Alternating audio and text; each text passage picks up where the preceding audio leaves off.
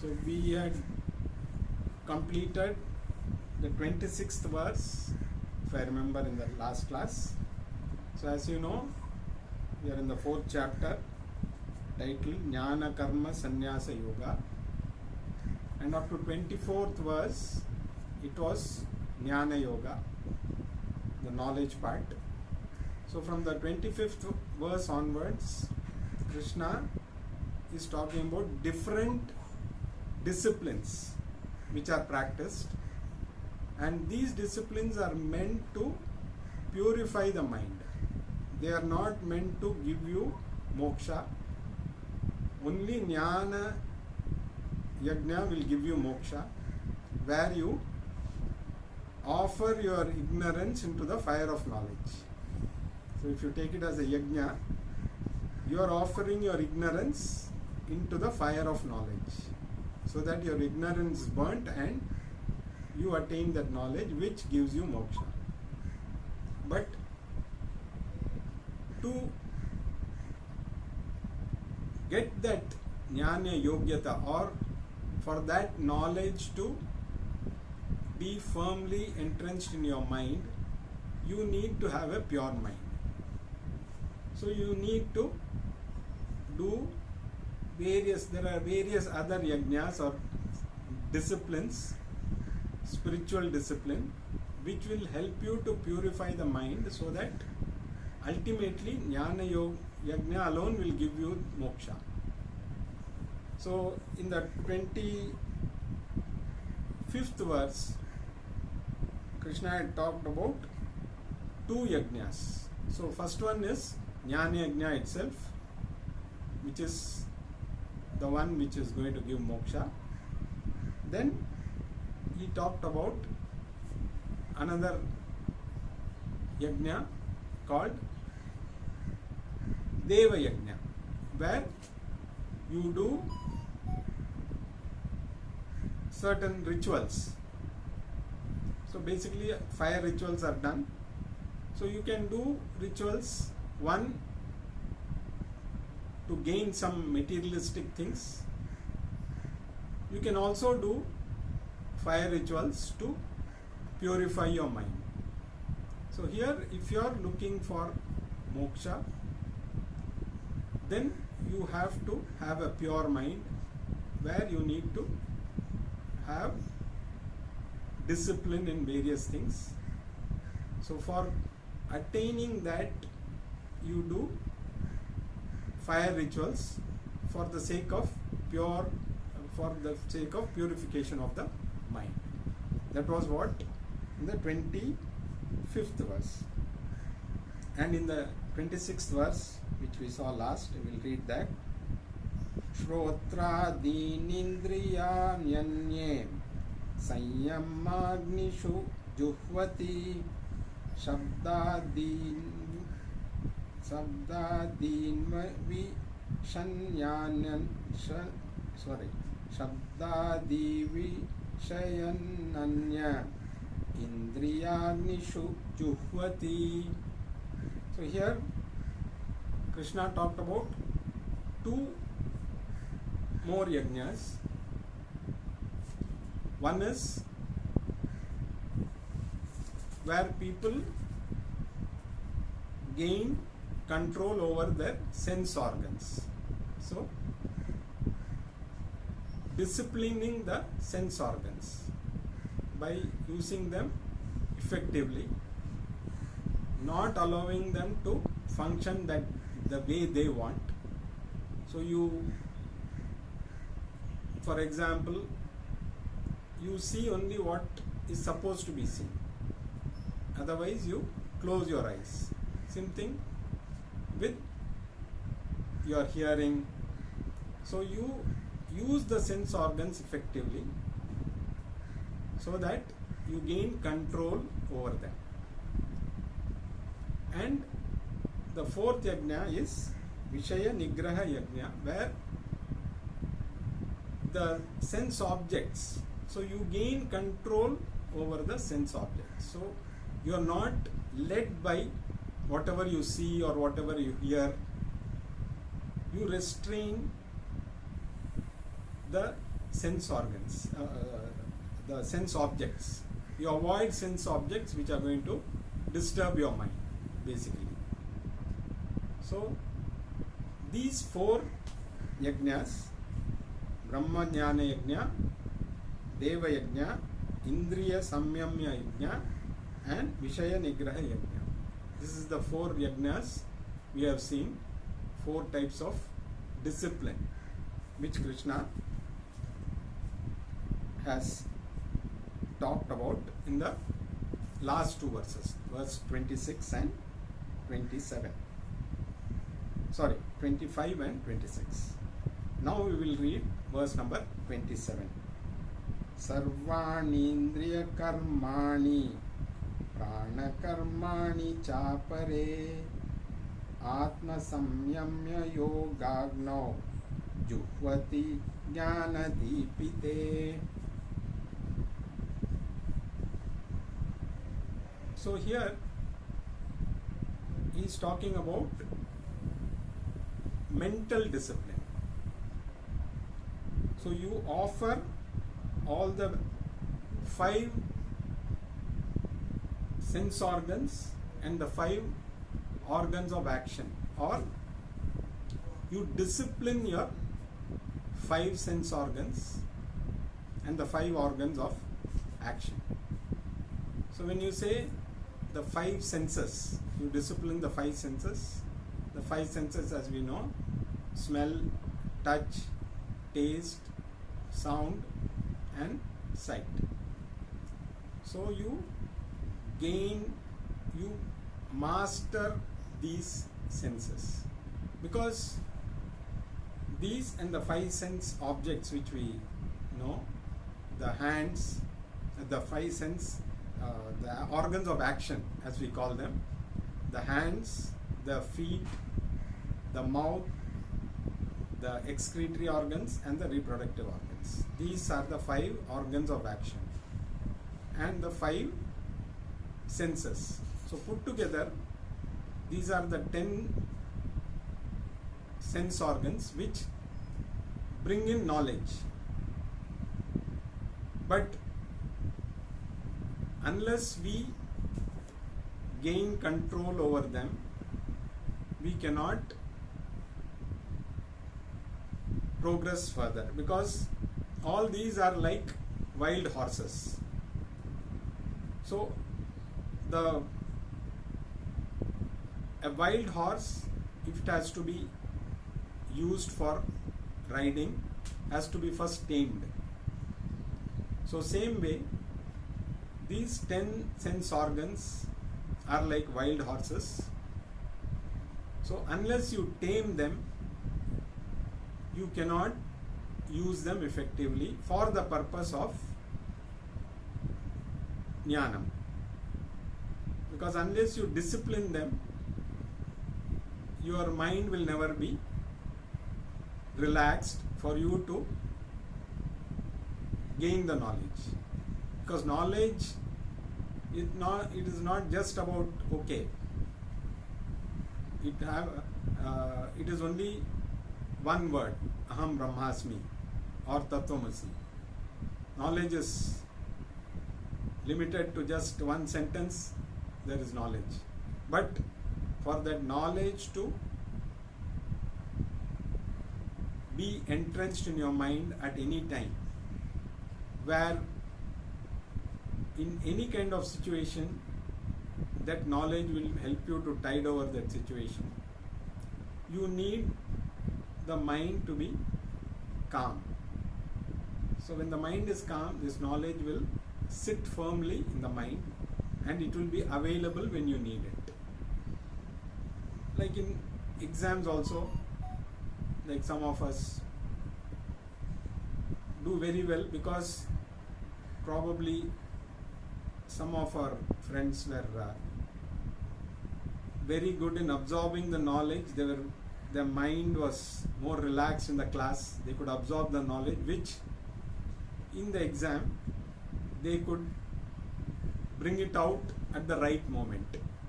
So it all depends on the state of mind. Even if you have studied everything, when you are sitting in the exam, if your mind is agitated, definitely all that you have studied at that moment you will not be able to recollect. In the process, that you will not be able to get the expected results, we can say. But it is not that you don't know. After the exam is over, you recollect everything because you have already studied it. So it all depends on, so the people who are able to have their mind in an equanimous way, they are able to recollect whatever they have studied, and in those specified time they are able to answer the questions. While others, because their mind is agitated, because all like the computer, you have stored in the computer, but you are still searching for all those files. So if you know where those files are, you will be able to recollect and reproduce those things when it is needed. So that is why all the sense organs, the 10 sense organs, 5 organs of action and the 5 senses, they have to be brought under control, because as such it is the nature of all of them to go out and seek knowledge. So basically all these sense organs bring the knowledge, and the sense organs put them into use. So what you hear, what you smell, what you taste, all those, the knowledge that these organs bring in, you put them into action through the 5 sense organs. So the more you gain control over your 10 sense organs, the 5 organs of action and the 5 organs, sense organs, the more you will be able to keep the mind with you, or that equanimity happens the more you gain control over your 10 sense organs. So basically, if you look at it as a yajna, into the fire of discipline, you are offering this indisciplined organs, you can say. So you are burning out that indiscipline in the fire of discipline, if you look at it as a ritual. So the more your organs get disciplined, the more your mind will be equanimous, and the knowledge will be available when you need it. Because we can read or study many things, but if that knowledge is not available when you need it, all that knowledge is of no use. So this is what is called as, now this particular yajna which we have in this, so Atma Samyamya Yajna, that is disciplining the mind. Probably it is more difficult than the previous yajnas, because you can control the sense objects and the sense organs too. By shutting your eyes or shutting your ears, you will be able to, or not looking at certain objects, not giving importance to certain things. It is a little more easy, not that that is very easy, but disciplining the mind is much more tougher than disciplining only the sense objects and the sense organs. So this is the 5th yajna, the 4 in the previous verse and the 5th one. Now in the next verse, Krishna is going to talk about another 5 sense or other 5 disciplines, another 5 yajnas. So we'll read verse number 28. Dravya yajyastapo yajna योगयज्ञास्तथा परे स्वाध्यायज्ञानयज्ञाश्च यतयः संशितव्रताः. So here he is going to talk about 5 different yajnas. One is dhanam, sharing their wealth. Then following prayerful disciplines, practicing yoga, those who pursue scriptural recitation, and knowledge of the various rituals. And here it is not self-knowledge, it is knowledge of various other disciplines, we can say, because you need knowledge of other things also. So these are the 5 yajnas he is talking about. So we'll look at them one by one. First is Dravya Yajna, or doing Dhanam. Now Dhanam is not charity, because in English it is conveniently translated as charity. Dhanam has no equivalent word in English, you can say. Dhanam is something which you do out of compassion. And Dhanam is not only in terms of wealth. You can share, you can do Dhanam of time, you can do Dhanam of knowledge, material, money. So you share whatever you have excess, because all of these have to flow. If it gets stagnated, it will not be of any use to anybody, because the river flows and finally goes into the sea. It doesn't hold anything. The water comes from some source.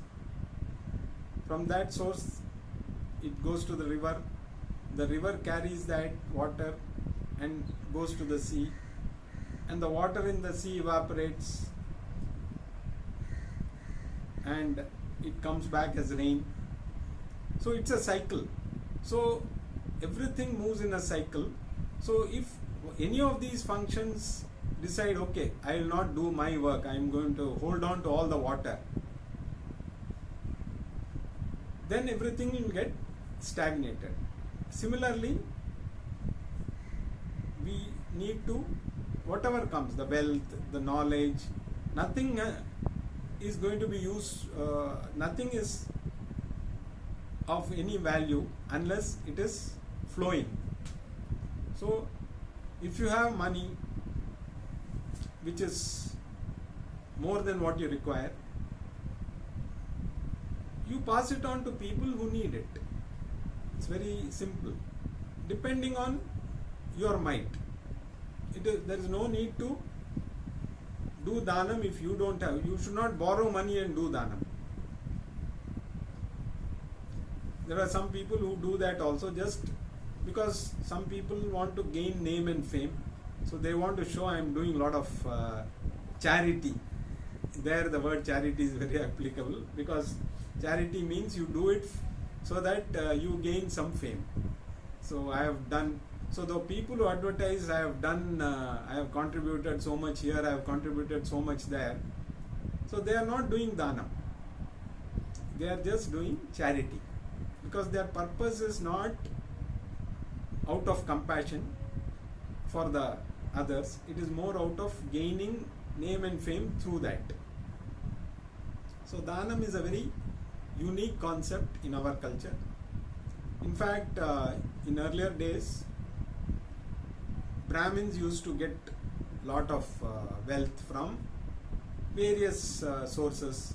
Everybody used to give them dakshina for performing rituals, and the rich people like the kings and landlords, they used to give them lot of land. That is how you find even now in many areas Brahmins are holding lot of land, were holding lot of land, because it is not that they had the land on their own, it was donated or they got it as dakshina from, like the king was very pleased with their work, they used to give them maybe 100 cows or maybe 100 acres of land. It's okay, you take care of this land. But the Brahmins in turn used to perform different rituals to give away all this, because if you just give it away as it is difficult for you to do. But when you do it as a ritual, so they used to perform various rituals where you have to give dakshina, you have to give so many things, you have to buy a lot of things for, so it goes in that form. So Dhanam is a very good discipline. The more you give, the more the mind will be free, because the more Bill Gates is doing is not Dana. yeah. So Dhanam is something which, if you follow it as it is specified, you are going to get a pure mind, because the more you give, the mind becomes very relaxed. The more the mind is relaxed, it becomes more pure, which in turn helps you to absorb the knowledge. So the whole process is, but it should be done voluntarily. If you are forced to do dhanam, like for communism, for example, is a forced dhanam. They want you to give away your wealth to the government. They don't want you to hold. Superficially, it is good that you should not hold on to. But then, when you have worked hard for something, it is your right to give or not to give to somebody. You cannot force somebody to give dhanam. So, dhanam is one of the disciplines. Next is tapas, austerity. So, austerity is self-denial, but voluntary self-denial. So, you put yourself through certain austeric measures by, for example, Ekadashi Vratam people do. Somebody may say, they don't cook any food at home, that's why I have to be fasting today, I have no choice. So that is not austerity. It is you are not happy doing it, but you have no choice, you are doing it. But somebody says, I want to follow this practice, so today I am not going to have anything. I will have only water or maybe some fruits, or some people have they avoid any kind of food. So that is an austerity which can be practiced. And then there is even another example is when somebody goes to Sabarimala. So they follow certain austeric measures for a length of time, maybe 41 days is what normally they do. So before they go on the trip, they voluntarily go through various, they take bath 3 times a day, they don't wear footwear. So all this is done voluntarily. They don't, if you do it out of compulsion by somebody, it is not tapas. So tapas means self-denial for a purpose with willfully, with full will. So you embark on a journey for certain things, like in Sabarimala you walk barefoot. It could be quite painful, but even Tiruvannamale, they do Girivalam every Paurnami, and and those who are very committed, they walk barefoot. So all these are tapas. So you practice austerity willfully. The next yajna is yoga.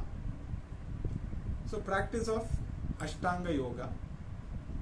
So again, we can do it in general for healthy body, peaceful mind, like we say, you practice yoga.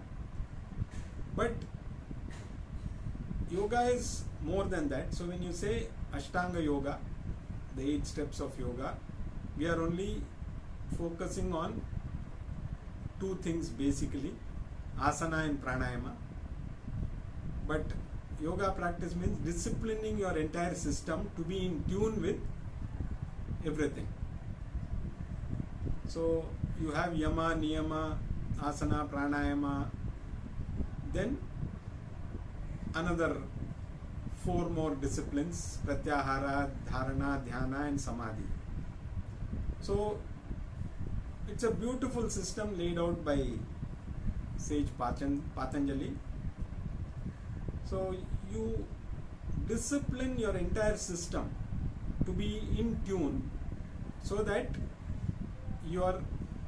when you go through that discipline, the mind becomes, so ultimately we are working on the mind.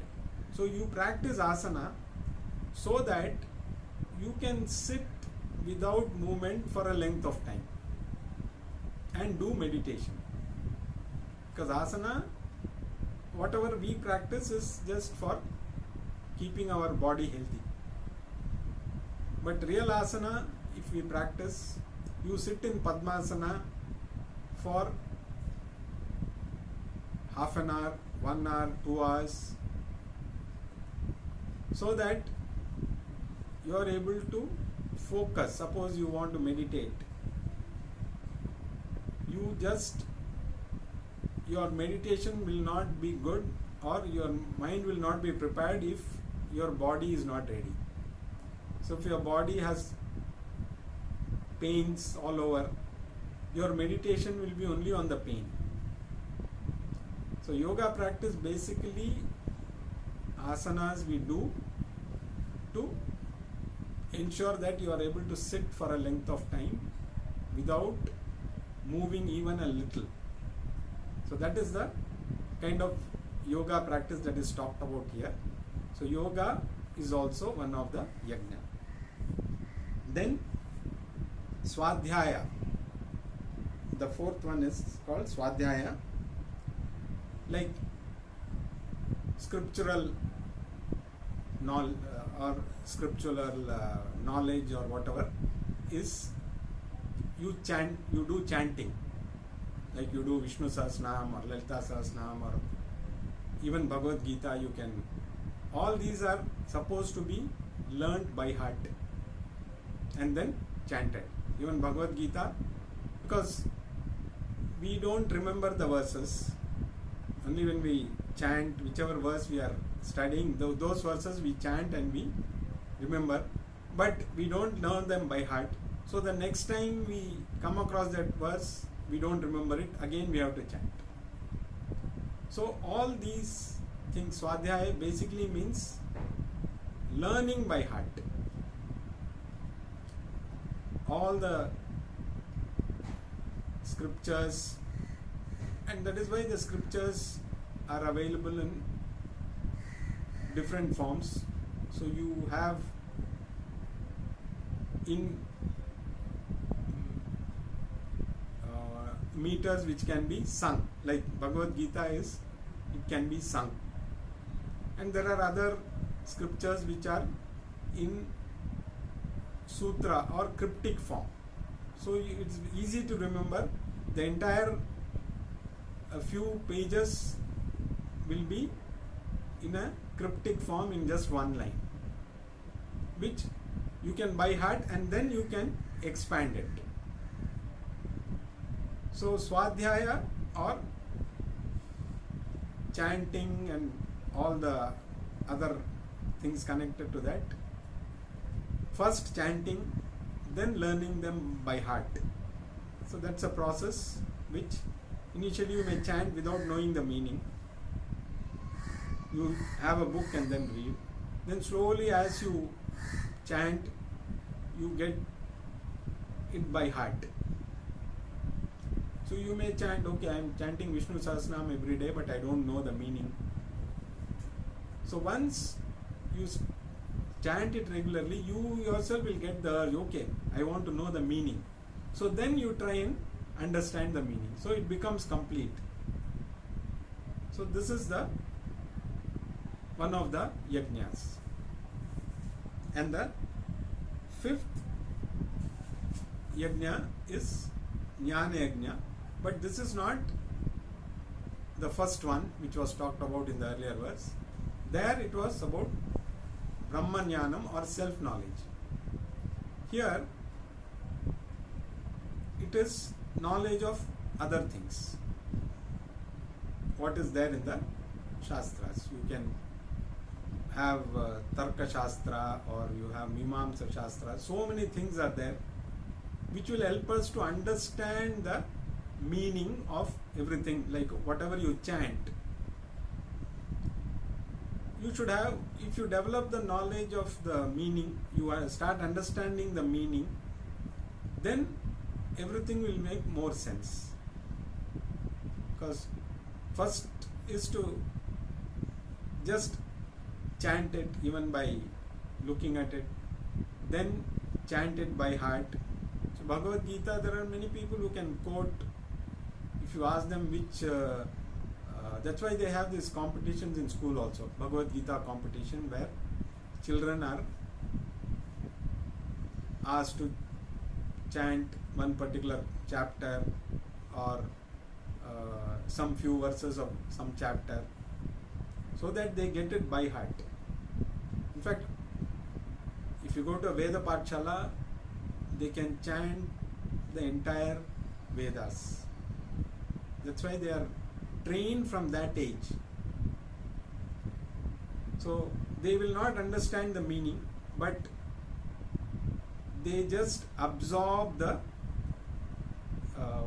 mantras like sponge, because their minds are very, at that age, when you are 9, 10, when you join the Veda Pathshala, their minds are very, they are not corrupted. So they just absorb.